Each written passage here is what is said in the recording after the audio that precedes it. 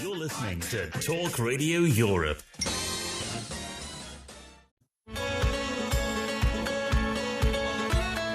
You're listening to Hanna Murray on The Book Show. Joining us on the line now is Filippo Iannarone. He was born in Rome, and after taking a degree in law, he continued his studies and historical research at the School of Paleography, Diplomatics and Codicology, located at the Vatican Archives. He's with us on the Book Show to talk about his debut novel, The Toscanini Conspiracy. It's a sweeping blend of post-war intrigue, courtroom echoes and legend that is a haunting pursuit of justice where genius, loyalty and the long shadow of dictatorship collide. Welcome to the Book Show, Filippo. Thank you for your invitation. It's great to have you with us, and congratulations, your debut novel, very exciting. Yeah, thank you. It was published in Italy 8 years ago with Mondadori, and then again by the JD Repubblica in paperback the year after. Oh, fantastic. And I know it's been a huge success in Italy, hasn't it?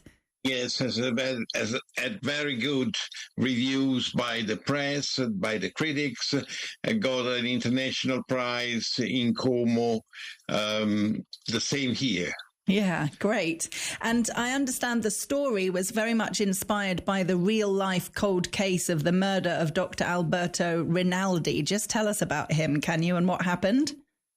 Yes, I was living in Tuscany at that time, and it was a winter day when we were with my wife. We were traveling in Valdorcia, and it was a very miserable day by the weather. So it was foggy, misty, rainy, and once we arrived at a crossroads, and we saw a signal, Locanda Toscanini.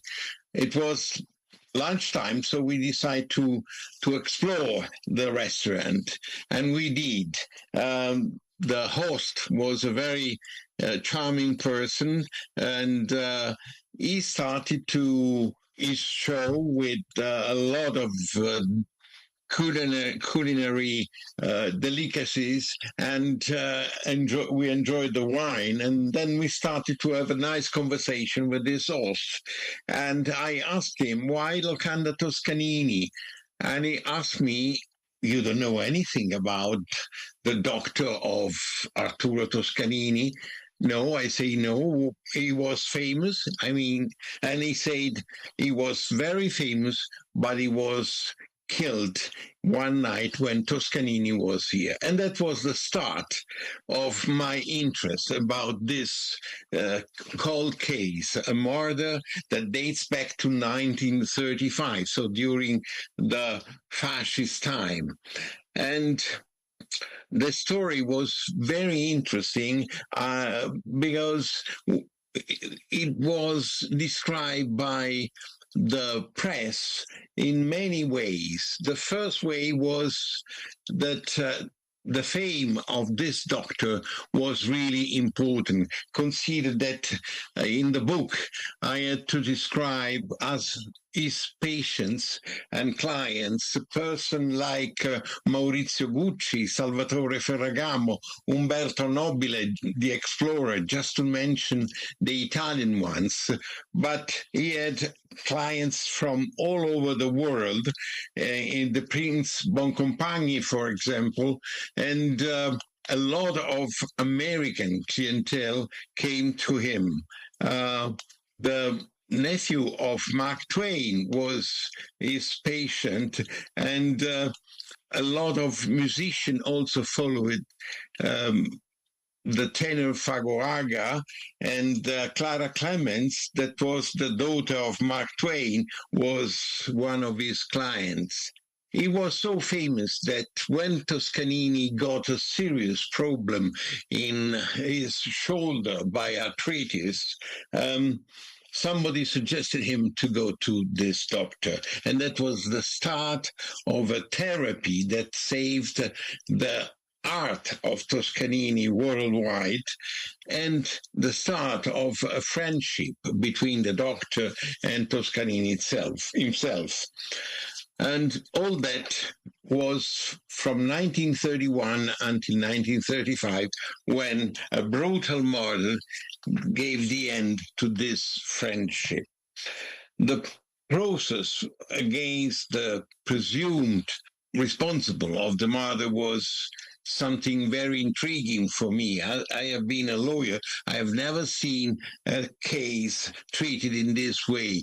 The case was first sent to the Justice Court in Florence, and then from Florence was sent to the Justice Court in Brescia, which is 500 kilometers away from the place where the murder happened. The reason the fascist regime said was that reasons of order suggested to put the case discussed some distance far from the village where the murder occurred.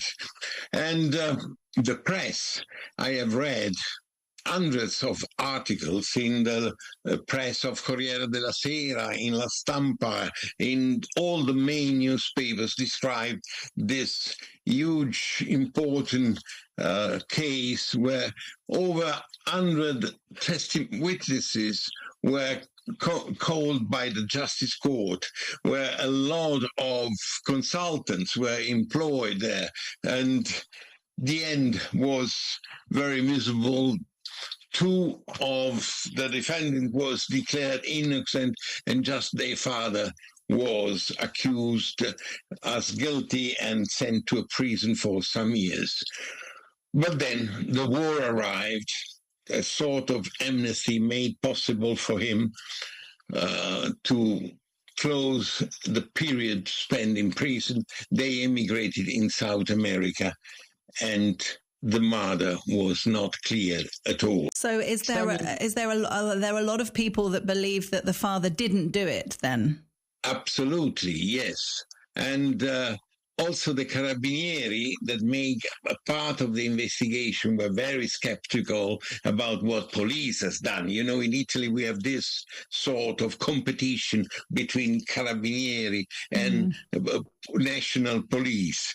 And that was also at that time, despite the fact that the fascist regime liked to say that everything was perfectly working and perfectly in order. And a few years later, after that the war was over, after that the start of the new constitution and the Republican institution arrived in power, the president of the Republic, Luigi Einaudi, decided to nominate new senators. It was a sort of grateful action in front of people that had very important role in the social and political and artistic life of Italy. And one of the candidates was just Toscanini. And so, of course, as a candidate, he has to be really immaculate in his background. That was not easy because Toscanini was a temperamental person. And I describe in the book some stories about his temperamental character. And they are also described by the most important biographer of Toscanini, that it's Mr. Harvey Sachs from New York. And investigating the background of Toscanini, the office of the President of the Republic discovered that there was a report of the Carabinieri about this murder of the Dr. Rinaldi, the doctor of Toscanini. And this originated some doubts about the fact that he was candidate to become senator for life. And the new investigation was the result of this doubt and was called to investigate about Toscanini and this murder an officer that was a sort of hero of the resistance movement that was very active during the occupation of Rome by the Nazi troops. And this is the second time frame of my novel. It's the story of this investigation that goes all around Tuscany to clear what really happened, and if the case discussed in the Justice Court was the real truth or just a mystification. I want not to spoil. I want not to spoil what I described in the book. So I leave the pleasure to the reader to discover what's the result of this investigation, how complicated it was, how many twists are in the story I described, that it's very near to the historical events that happened at that time. Yeah. And the colonel you mentioned, is he the one that's inspired by your uncle? Tell us about your uncle, can you? Yeah, that was another combination, no? Because my uncle was a major general, and he was very active against the regime. He started to have serious doubts about the regime, the fascist regime, and about the power of Mussolini. Already when there was the declaration of war against Ethiopia, and that was in 1935 and 1936. But the war was really the peak point of his opposition against Mussolini. He was sent to Berlin as officer for the Italian army to participate to the Western command during the war. And he was there for 2 years.